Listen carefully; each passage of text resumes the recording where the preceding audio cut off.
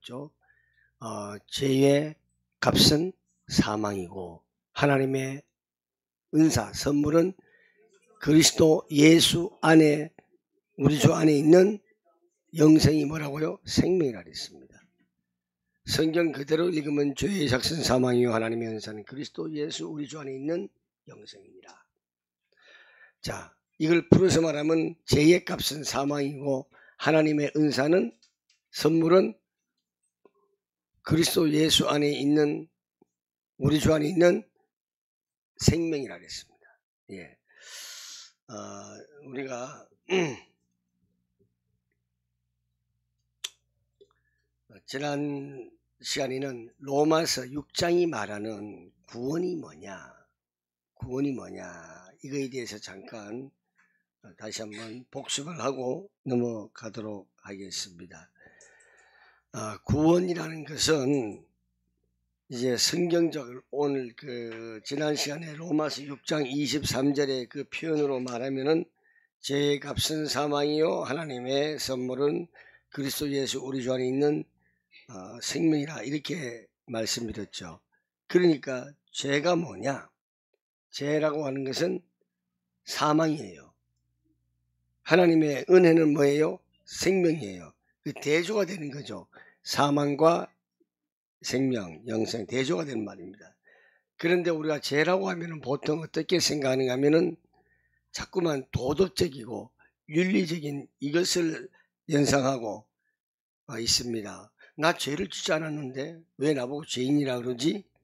이렇게 생각할 수 있는 거예요. 예수 믿지 않는 사람은. 그 근본적인 죄를 몰라서 그렇습니다.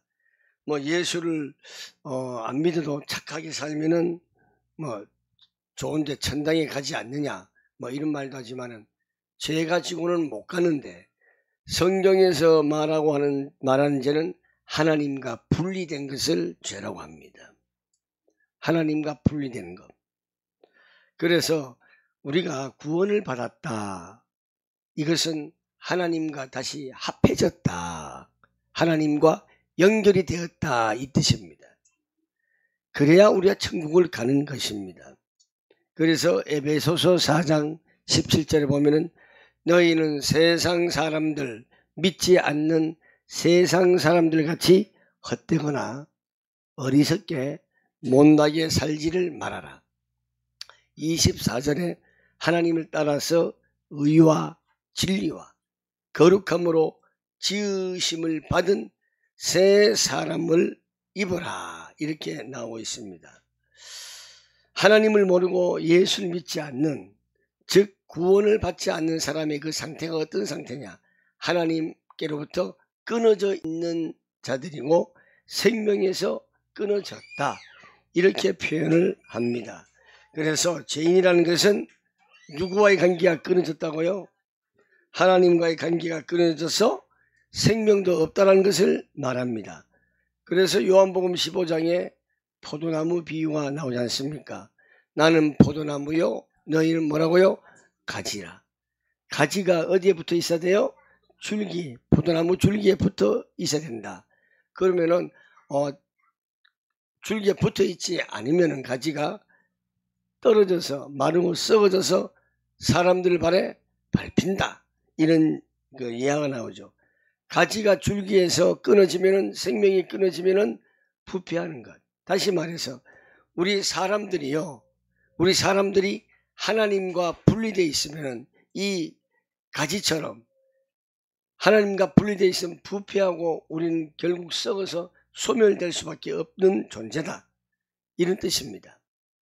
구원을 받는 것이 무엇입니까? 하나님과 분리되었던 죄인들, 하나님과 분리되었던 죄인들이 이제 다시 회복하는 것, 하나님의 자녀로 회복하는 것, 이것이 바로 은혜로 값없이 의인이 된다라는 것을 오늘 본문에서 나오는 중요한 내용입니다. 우리는 이제 우리가 하나님과 관계가 정상화되어 있고 합쳐져 있다로 끝나는 것이 아니라, 우리는 이제 생명으로 뭐한다? 자라나야 된다. 생명이 있으면 자라나야 되잖아요. 이 화분이 많이 자랐죠. 그죠? 자라나야 되는 거예요. 우리도 자라나야 돼요. 그렇다고 해서 키가 자라는 게 아니라 영적인 키가 자라야 되고 살이 쪄야 되는 거예요. 우리가 뭐 육적으로 키가 자라면 어떻게 되겠어요? 말이 안 되는 거죠. 우리의 신앙이 자라야 된다 이 말입니다. 생명은 사망과 다르다고 했습니다. 죄가 사망으로 결과되는 것 같이 구원에 얻으면 생명의 결과다. 이것을 지난 시간에 제가 말씀을 드렸고요. 구원을 이제 얻었으면 우린 어디까지 가야 된다? 영광의 자리까지 가는 과정이 있기 때문에 가야 한다. 생명과 끊어져 있으면 결국 소멸될 수밖에 없다. 그게 사망이다. 이렇게 지난 시간 말씀을 드렸습니다. 오늘은 그리스도 예수 안에 있는 구속으로 말미암아 하나님의 은혜로 값없이 의롭다 하심을 얻은 자 되었다. 이것이 오늘 성경 구절이죠. 자, 구원이라는 것은 하나님께서 택한 백성들을 불러내 가지고 어떻게 자녀로 불러서 하나님의 훈련의 장을 통해서 완성의 과정을 가지시는 것이 바로 구원이다. 이것이 언약의 여정이다. 이렇게 말씀을 드리고 싶습니다. 그래서 우리가 예수로 말미암아서 은혜로 즉 값없이 구원을 받았다. 뭐냐? 자랑할 수 없다라는 단어들이 바로 여기에 많았는데, 근데 우리가 자랑할 게 없다라고 하는 것은 또 잘못되게끔 사용할 때가 있습니다. 값 없이라는 게 공짜란 말이지요. 그래서 내가 못났어도 내가 예수로 말미암아 예수만 믿으면 구원을 얻었다라고 확신을 갖고 있습니다. 우리가요, 예수를 믿고 최소한 우리를 위해서 십자가에 달리신 하나님을 믿는다는 것이 나 자신을 신앙이 성장하도록 자라가도록 발전시키는 것이 바로 하나님을 믿는다는 것입니다. 성장시키지 못하면 그건 말이 안 되죠. 그런데 우리는 굉장히 고민을 많이 해요. 내가 교회에 나가는데도 왜 이럴까? 내가 예배를 하는데도 왜 이럴까? 하다가 이러면 안 되지 하면서 다시 회개한다 그래요. 회개. 아까 전에 요 앞에 나갔다가 어떤 아주머니가 지나가다가요, 뭐 전화상으로 아이고 감사하며 살아야지, 이건 분명히 예수죄라. 제가 뭐라 그런가 하면은 아이고 자기가 할 수 없으니까 포기하니까 감사하며 살아야지, 그지? 우리는 때로는 그래요. 정말 진정한 감사해서 감사해야 되는데 아이고 완전 포기하니까 그냥 감사하며 살자, 이러면 안 되는 거예요. 우리의 중심은 감사가 먼저예요. 내가 할 수 없으니까 포기하니까, 자기가 뭐 능력이 없으니까 그냥 포기하는 거지, 그게 어떻게 감사해요? 그건 아니에요. 자, 우리가 기독교에서 특별히 조심해야 하는 부분이 회개라는 겁니다. 회개는 잘못을 하나님 앞에 나와서 고백함으로써 지우개로 지우는 것처럼 지우는 행위가 회개라는 겁니다. 잘못한 것이 본인에게 유익이 되는 결과를 만들어내는 것이 회개예요. 그런데 우리는 회개만 하고 있으면 안 되는 거예요. 우리가 시장에서도 우리 어릴 때 그랬잖아요. 저는 감사하게도 우리 자녀들이 그런 게 없었어요. 마트에 가보면은 애기하고 엄마하고 막 싸워요. 왜 그럴까요? 애기는 지 원하는 걸 사달라고 그러고 엄마는 지난번에 샀잖아, 있잖아. 애기는 또 새로운 걸 사고 싶은 거예요. 근데 혼내요. 엄마가 가요. 그러면 아기가 엄마 안 그럴게 그래요. 안 그럴게 그러면 어떻게 해야 돼요? 엄마 따라가야 돼요? 안 따라가야 돼요? 따라가야 되죠. 그런데 안 따라간단 말이에요. 우리의 삶이 그렇지 않나 싶습니다. 이해가 되시겠습니까? 잘못한 것이 회개하면 본인에게 유익한 결과를 만들어내야 한다는 것. 우리가 신앙생활이라는 것은 현실이에요. 현실을 못 받아들이는 건 그건 참 약 먹은 사람하고 똑같은 거예요. 어떻게 현실을 사는 것이 잘 사는 것인가? 어떻게 하는 것이 더 성장하며 나아가는 것인가? 믿음이 좋다는 게 뭔가 하는 부분에서 우리는 오늘 조금 더 생각을 해봐야 합니다.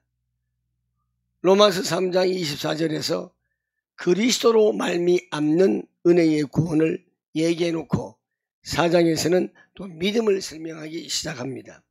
값없이 은혜로 얻은 구원으로 천국 간다. 그렇다면 은혜로 구원을 얻었다로 충분한데 왜 또 믿음으로 구원을 얻는다고 얘기를 하는가? 여러분, 은혜로 구원을 우리가 얻는다 이 말은 다른 뜻이 있어요. 은혜로 우리가 입었다는 거예요. 은혜를 입어야 구원을 얻는 거예요. 그걸 잘 아셔야 돼요. 하나님의 은혜로 우리를 구원시켜 주시는 거예요. 그리고 은혜로 얻는다고 요거만 끝내버리면 우리에겐 책임이 없어요. 성장해 나가는 거는 누구의 책임이에요? 나의 책임이에요. 은혜만 받으면은 책임이 없거든요. 그래서 믿음으로 구원받는다 이 말입니다. 믿음으로 구원을 받는다고 하면은 얻는다고 하면은 믿음이라는 단어에는 분명히 책임이라고 하는 요소가 들어 있습니다. 성경에서 은혜로 구원을 얻었다라는 것을 설명하기 위해서 계속 은혜의 조상 대표 인물을 은혜의 조상은 누구죠? 내 그럴 줄 알았어. 아브라함은 믿음의 조상이라고 했잖아요. 은혜의 조상은 다윗이라고 주로 말합니다. 그리고 믿음에 대한 대표적 인물을 누구요? 아브라함으로 듭니다. 그래서 로마서 4장 6절에서는 은혜의 대표자 다윗을 거론하여 은혜가 무엇인지를 설명하고 그 다음에 아브라함을 등장시켜서 믿음이란 것이 무슨 말인지를 설명합니다. 자, 뭘 먼저 등장시킨다고요? 은혜. 그 다음요. 그렇죠. 여러분들 성경 수준이 상당합니다. 그래도 은혜라는 이런 것입니다. 바로 다윗이 사무엘하 7장에 보면은 사울이 죽고 12지파가 모두 순종한 왕이 되어서 주변 나라들을 완전히 다 평정을 하고 정치적으로 또 국가의 그 국력으로 있어서 절정에 이를 때죠. 신통하게도 다윗이 뭐라 그랬을까요? 나는 이 좋은 왕궁에 있는데 하나님의 교회는 어디 있다? 하나님은 저 천막 속에 있다. 내 이래 되겠느냐? 이거 갖고 사람들이 많이 미안함을 느낍니다. 나는 이 좋은 왕궁에 있는데 하나님의 저는 저 안에 있다. 이래 되겠을까? 하나님 위해서 나는 전을 짓겠다. 이렇게 말을 했습니다. 사실 그 마음도 중요해요. 그러자 하나님께서 나단을 다윗에게 보냈습니다. 이 말을 합니다. 야 다윗아, 야 내가 언제 너희 조상들한테 왜 너희는 나를 위하여 집을 짓지 않느냐? 이렇게 내가 너희들한테 요구한 적이 있었냐? 없지 않느냐? 내가 너희에게 주는 하나님이지 왜 니들이 나한테 준다 만다 그래? 왜 나한테 줄 거 있다고 그러냐? 내가 너희들한테 뭘 받아야 되는데 내가 너희들한테 뭐 필요하다고? 아니야.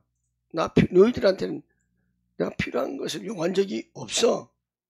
오히려 하나님이 나한테 달라고 해라 이 친구들아. 달라고 해라. 내가 하나님이야. 이렇게 얘기를 합니다.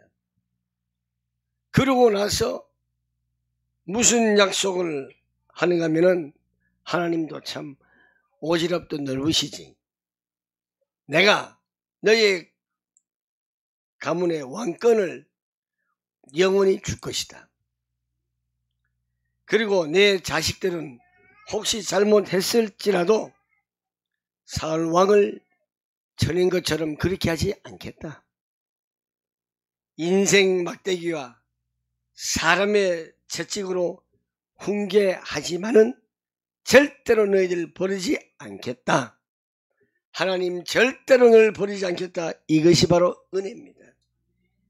은혜란 다시 말해서 하나님만이 하실 수 있는 일로 우리를 부르시는 것이지 죄를 지워버리는 것이 아닙니다. 하나님이 이제부터 너 이제 죽었다가 복창해. 내가 널 불렀어. 이게 은혜라는 것이에요. 죽었다가 복창해. 이거 어디서 많이 들었죠? 군대 훈련병에 가면은 훈련소 입소하면 군대 훈련시키는 누구죠? 조교, 교관들이 죽었다고 복창해 그러잖아요. 시킨 대로 하나 이 말이죠. 하나님께서는 바로 그거예요. 너희들이 영원한 영생을 얻으려면 내가 택해서 불렀으니 내 안에 들어와서 훈련받는 것이 그것이 은혜다. 하나님께서는 그래, 자 이제부터 우리 시작을 하자. 너는 그동안은 나랑 끊어져 있어서 허랑방탕하게 살 수밖에 없었지 않았느냐. 너는 아무 목적도 내용도 가치도 가질 수도 없고 만들 수도 없다. 그러나 이제 나는 너를 내 자녀로 부른다.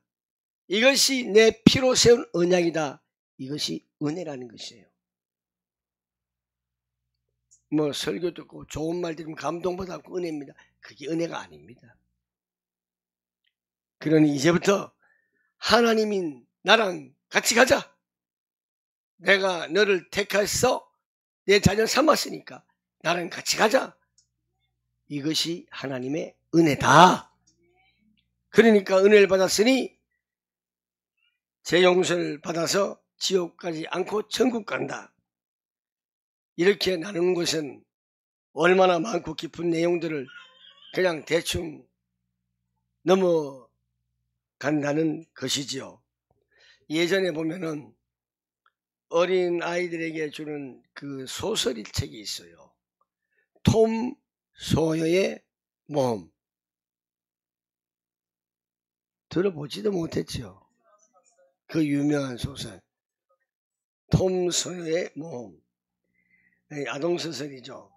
그 주인공이 누구예요? 톰 소녀 아닙니까? 톰 소녀. 소녀가 아니고 소여. 이름이 이름이 톰이고 그 소녀가 아니라 이름 자체가 톰 소여야. 톰 소여의 모험에 보면요, 이 톰 소여가 가장 부러워한 친구가 있습니다. 그게 누구냐면 허클베리 핀인데 이거를 헉이라 그래요. 허클베리 핀. 받아 적어.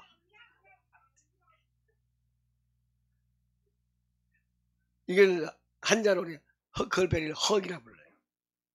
이 허클베리 핀이라는 아이는 아버지가 술주정뱅이고 고아처럼 살다시피 하네요. 학교도 안 가고 세수도 안 하고 그냥 지 맘대로야. 그냥 살아가는 거야. 근데 톰 소여는 굉장히 잘 살아요. 또 그 고모가 굉장히 이모가 후견인이 좋아요. 학교 다니는 아이들은 학교 안 다니는 얘를 굉장히 부러워해요. 잔소리 안 듣고 지 맘대로 다 하거든요. 네? 그러니 톰이 얼마나 부러워하겠어요. 바로 이게 우리와 똑같아요. 톰은 학교를 다니면서 이제 나중에 성장하고 바르게 결과가 나오잖아요. 허기란 이 친구는 대책이 없어요.